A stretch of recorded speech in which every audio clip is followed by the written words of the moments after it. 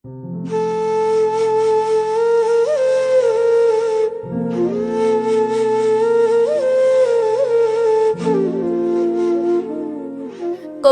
আর কি লিখব, যখন বুকের রক্তে লিখেছি একটি নাম, বাংলাদেশ। গানে আর ভিন্ন কিশোরের ব্যঞ্জনা, যখন হানাদার বদের সঙ্গীতে ঘৃণার প্রবল মন্ত্রে জাগ্রত স্বদেশের তরুণ হাতে নৃত্য বেজেছে অবিরাম, মেশিন গান, মর্টার, গ্রেনেড। কবিতায় আমি আর নতুন কি লিখব, যখন আসাদ মনিরামপুরের প্রবল শ্যামল হৃদয়ের তপ্ত রুধিরে করেছে রঞ্জিত। সারা বাংলায় আজ উড্ডীন সেই রক্তাক্ত পতাকা। আসাদের মৃত্যুতে আমি অশ্রুহীন, অসুখ, কেননা নয়ন কেবল বজ্রবর্ষী, কেননা আমার বৃদ্ধ পিতার শরীরে এখন পশুদের প্রহারের চিহ্ন, কেননা আমার বৃদ্ধা মাতার কণ্ঠে নেই আত্মহাহাকার, নেই অভিসম্পাদ, কেবল দুর্মর ঘৃণার আগুন।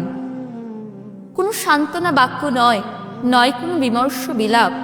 তাকে বলিনি তোমার ছেলে আসলো ফিরে হাজার ছেলে হয়ে, আর কেঁদো না মা, কেননা মা তো কাঁদে না, মার চোখে নেই অশ্রু, কেবল অনল জ্বালা, দু চোখে তার শত্রু হননের আহ্বান। কবিতায় আমি আর নতুন কি লিখব, যখন মতিউর করাচির খাঁচা ছেড়ে ছুটে গেল মহাশূন্যে T-33 বিমানের দুর্দম পাখায়, তার স্বপ্নের স্বাধীন স্বদেশ মনে করে, ফেলে তার মাহিন তুহিন মিলি সর্বস্ব সম্পদ। পরম আশ্চর্য এক কবিতার ইন্দ্রজাল স্রষ্টা হলো। এর অধিক কবিতা আর কোন বঙ্গভাষী কবে লিখেছে, কোথায়? আমি কোন শহীদের স্মরণে লিখব? 52, 62, 69, 71 বাংলার লক্ষ লক্ষ আসাদ মতিউর আজ বুকের শোনেকে উর্বর করেছে এই প্রগাঢ় শ্যামল।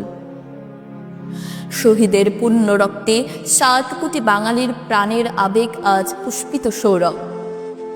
বাংলার নগর বন্দরগঞ্জ 62,000 গ্রাম আজ ধ্বংসস্তূপের থেকে 7 কোটি ফুল হয়ে ফুটে।